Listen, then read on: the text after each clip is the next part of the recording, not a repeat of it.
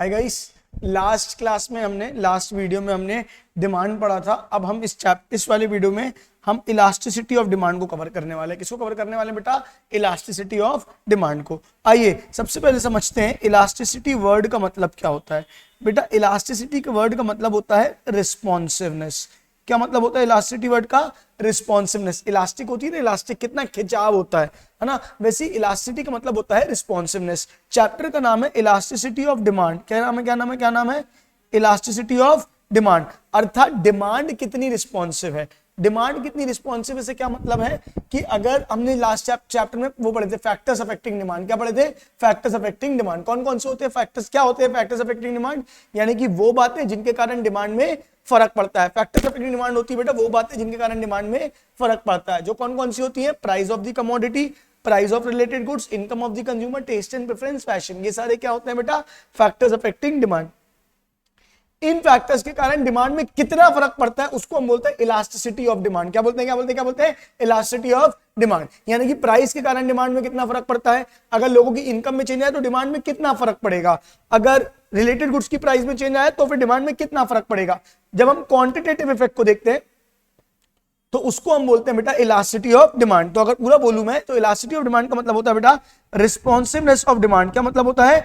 Responsiveness of demand due to change in its factors. Due to change in its factors मतलब factors के कारण demand में कितना respond करती है, डिमांड में कितना चेंज आता है, उसको हम बोलते हैं बेटा रिस्पॉन्सिवनेस ऑफ डिमांड यानी कि इलास्टिसिटी ऑफ डिमांड। अच्छा, इलास्टिसिटी ऑफ डिमांड कितने कितने प्रकार के होते हैं इसके लिए पहले आपको एक बार याद करना पड़ेगा फैक्टर्स अफेक्टिंग डिमांड क्या क्या होते हैं। अगर आपको नहीं पता तो आप पिछला वीडियो देख सकते हैं डिमांड के बेसिक का, उसमें मैंने बताया है फैक्टर्स अफेक्टिंग डिमांड कौन कौन से होते हैं। बताइए बेटा कौन कौन से होते हैं। एक होता है प्राइस ऑफ द कमोडिटी।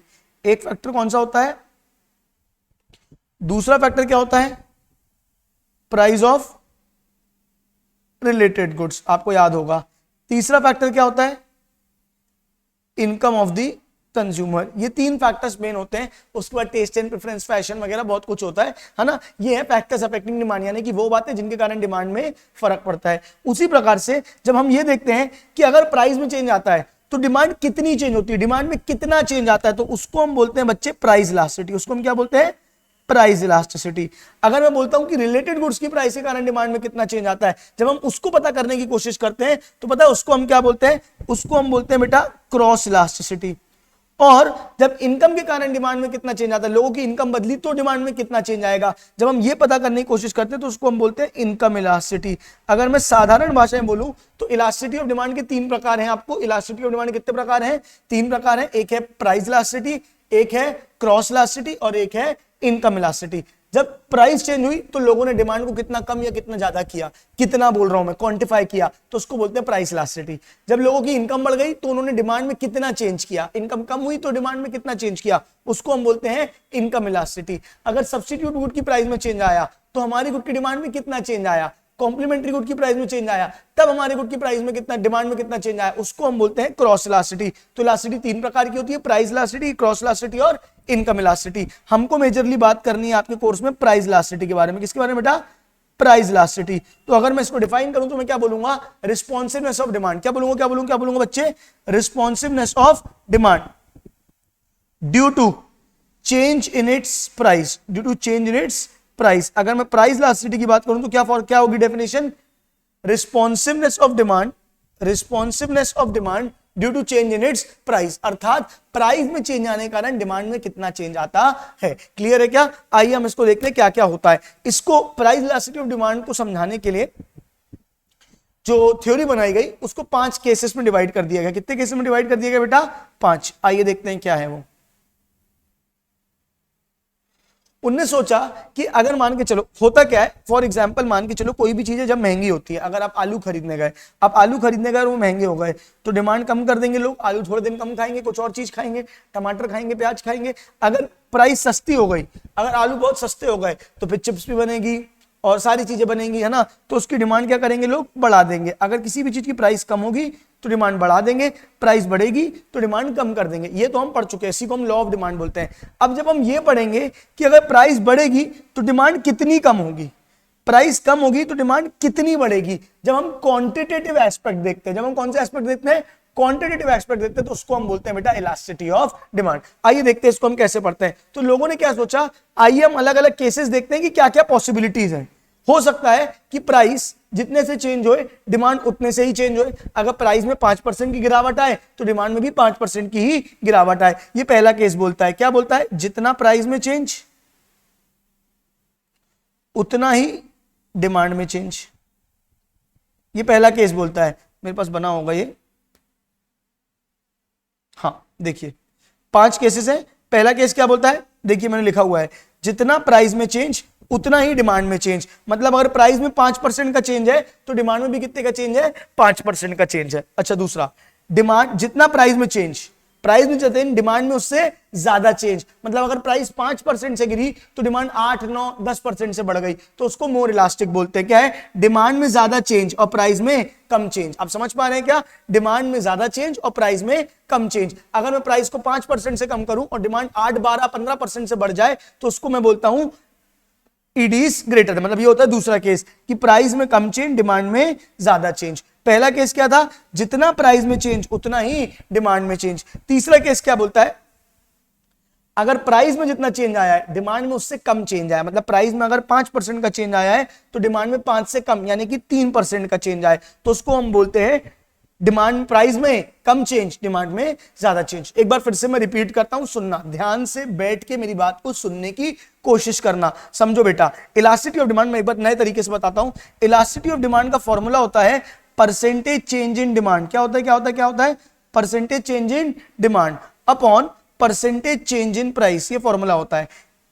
क्या फॉर्मूला होता है बच्चे, percentage change in demand upon percentage change in price. यानी कितना प्राइस में चेंज उसके कारण डिमांड में कितना चेंज। क्या फॉर्मूला होता है, जितना प्राइस में चेंज उसके कारण डिमांड में कितना चेंज। एक केस क्या होता है कि प्राइस 5% से चेंज हुई तो डिमांड भी कितने से, प्राइस 5% से कम हुई तो डिमांड भी कितने से बढ़ी, 5% से ही बढ़ी। यानी जितना प्राइस में चेंज आया डिमांड में उतना ही चेंज आया।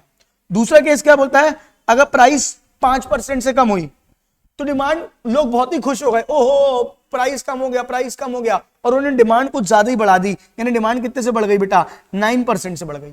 तीसरा केस क्या हुआ, प्राइस 5% से कम हुई लेकिन डिमांड, लोग उतने ज्यादा खुश नहीं हुए, उन्होंने डिमांड बढ़ाई पर उतनी ज्यादा नहीं बढ़ाई जितने से प्राइस चेंज हुआ था। तो प्राइस 5% से चेंज हुआ और डिमांड मात्र 3% से चेंज हुआ। तो ये 3 केसेस मैंने आपको बताए। पहला केस क्या बोलता है, जितना प्राइस में चेंज डिमांड में उतना ही चेंज। दूसरा केस क्या बोलता है, जितना प्राइस में चेंज डिमांड में उससे ज्यादा चेंज। तीसरा केस क्या बोलता है, जितना प्राइस में चेंज डिमांड में उससे कम चेंज। चौथा केस क्या होता है, जितना प्राइस में चेंज आया मतलब प्राइस कम हुई पर डिमांड बढ़ी ही नहीं, डिमांड में नो चेंज। ऐसा कैसे बेटा, दवाई, नमक, नमक सस्ता हो गया तो ज्यादा खाने लगोगे क्या, नहीं, प्राइस में चेंज आया, नमक सस्ता हुआ लेकिन लोग अभी भी उतना ही नमक खा रहे हैं। ऐसा थोड़ी करेंगे कि नमक सस्ता हो गया तो ज्यादा नमक भर भर के डालने लगेंगे। नेसेसिटी ऑफ लाइफ है, प्राइस बढ़े या कम हो डिमांड में कोई चेंज ही नहीं आ रहा। बात समझ में आ रही क्या। आखिरी केस क्या होता है, प्राइस में कोई चेंज ही नहीं आया और डिमांड में फ्री में चेंज आया, लोगों को उसकी जरूरत इतनी बढ़ गई। अब मान के चलो क्या हुई, बारिश आई, बारिश में छाते और महंगे हुए, छाते की प्राइस में कोई चेंज नहीं आया लेकिन फिर भी लोग छाते रेनकोट खरीद रहे हैं। क्यों खरीद रहे हैं, क्योंकि प्राइस में चेंज आए ना आए, यूज के कारण डिमांड में चेंज आ रहा है। तो पूरी इलास्टिसिटी को आप 5 केसेस में बांट सकते हो। कितने केस में बांट सकते हो बेटा, 5। पहला केस क्या बोलता है, जितना प्राइस में चेंज उतना डिमांड में चेंज। दूसरा केस क्या बोलता है, जितना प्राइस में चेंज डिमांड में उससे ज्यादा चेंज। तीसरा केस क्या बोलता है, देखो प्राइस में 5% का चेंज और डिमांड में 3% का चेंज, यानी जितना प्राइस में चेंज डिमांड में उससे कम चेंज। चौथा केस क्या बोलता है, जितना प्राइस में चेंज डिमांड में नो चेंज। और पांचवा केस क्या बोलता है, प्राइस में नो चेंज, प्राइस में कोई चेंज नहीं आया और डिमांड में चेंज आ गया। अगर मैं इसको सॉल्व करने जाऊं 5/5 percentage change in demand upon percentage change in price, तो इसका आंसर क्या आएगा, ईडी इक्वल्स टू 1। अगर प्राइस में 5% का चेंज है और डिमांड में 9% का चेंज है तो न्यूमरेटर बड़ा है और डिनोमिनेटर छोटा है, तो हमेशा आंसर क्या आएगा, ईडी ग्रेटर देन 1। अगर प्राइस में 5% का चेंज है और डिमांड में सिर्फ 3% का चेंज है, यानी प्राइस के मुकाबले डिमांड चेंज हो ही नहीं रही है, तो हमेशा आंसर, जब 5 को आप 3 को आप 5 से डिवाइड करोगे, मतलब डिनोमिनेटर बड़ा है और न्यूमरेटर छोटा है, तो आंसर क्या आएगा बेटा, ईडी लेस देन 1। ये समझ आया है कि नहीं आया? एक बार फिर से रिपीट कर रहा हूं, बात को ध्यान से सुनिएगा।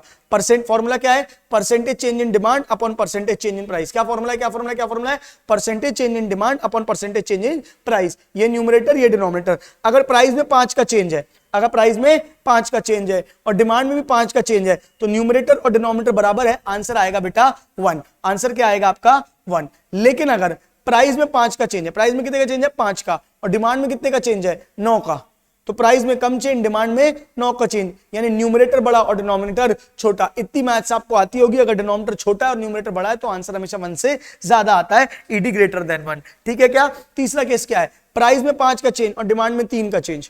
प्राइस में 5 का चेंज, डिमांड में कितने का चेंज? 3 का चेंज। तो 5 के चेंज के कारण डिमांड में मात्र 3 रुपए का चेंज आ रहा है। तो ये क्या हो जाएगा बेटा? जब डिनोमिनेटर बड़ा हो और न्यूमरेटर छोटा हो तो आंसर हमेशा क्या आता है? ED less than 1। हमेशा आंसर लेस देन 1 आता है, पॉइंट में आता है। ये बेसिक मैथ्स है।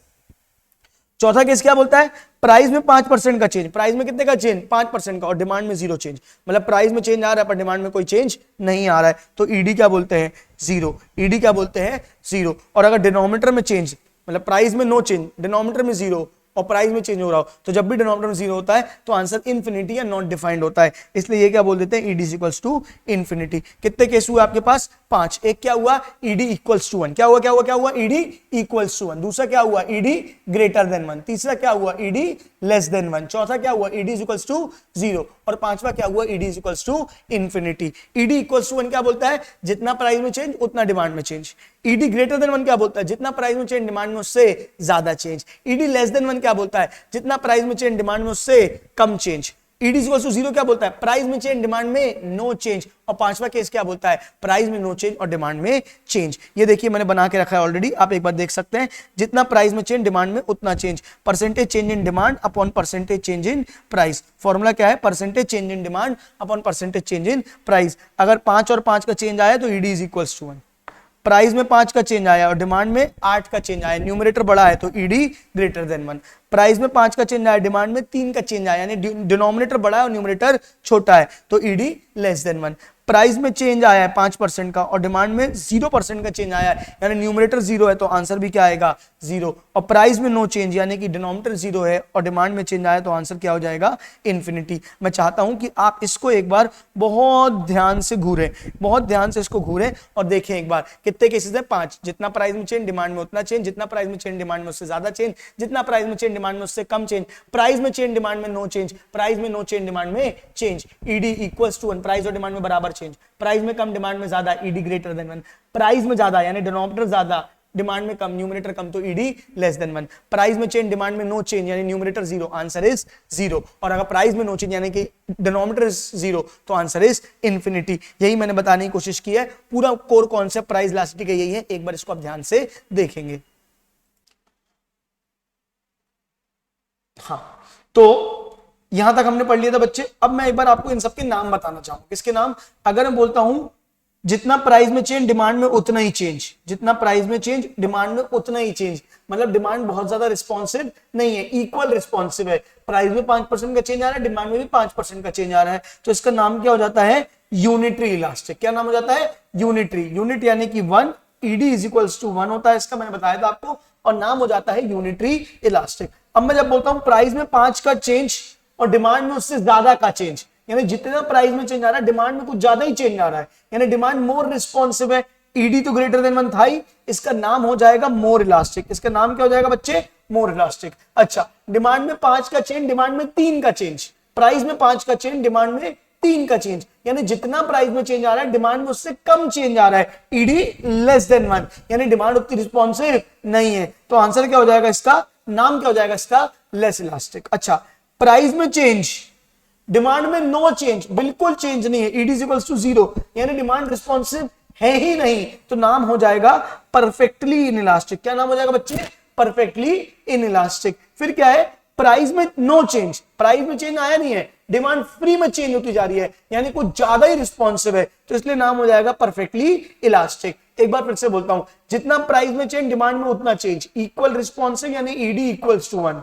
जितना प्राइस में चेंज, डिमांड में उससे ज्यादा ही चेंज आ रहा है, यानी ईडी क्या हो जाएगा? Greater than 1। फिर क्या है? जितना प्राइस में चेंज, डिमांड में उससे कम चेंज। प्राइस में जितना चेंज आ रहा है, डिमांड में उतना चेंज नहीं आ रहा है, यानी लेस इलास्टिक। प्राइस में चेंज, डिमांड में नो चेंज, प्राइस के कारण डिमांड में चेंज ही नहीं आ रहा है, तो ईडी क्या हो जाएगा, जीरो। और आखिरी क्या होता है, ED is equals to infinity, यानी प्राइस में कोई चेंज नहीं आता और डिमांड में चेंज आता है। क्लियर है क्या बच्चों? तो ये होते हैं आपके 5 केसेस, मैंने आपको बता दिए। अब एक बात और बताना चाहूंगा, ग्राफ सबके, जितना प्राइस में चेंज उतना डिमांड में चेंज, उसका नॉर्मल डिमांड ग्राफ, डिमांड का बनता है स्ट्रेट लाइन। आप देख पा रहे होगे, जितने से प्राइस कम हो रही है उतने से डिमांड बढ़ रही है, जितने से प्राइस कम हो रही है उतने से डिमांड बढ़ रही है, जितने से प्राइस कम हो रही है उतने से डिमांड बढ़ रही है। तो ईडी इक्वल टू 1 का ऐसा ग्राफ बनता है। अगर ईडी ग्रेटर देन 1 बनाना है, अगर ईडी ग्रेटर देन 1 बनाना है तो उसका ग्राफ ऐसा बनता है बच्चे, फ्लैटर, थोड़ा सा आड़ा बनता है। क्यों आड़ा बनता है? आप देखो, 3 पॉइंट पकड़ो,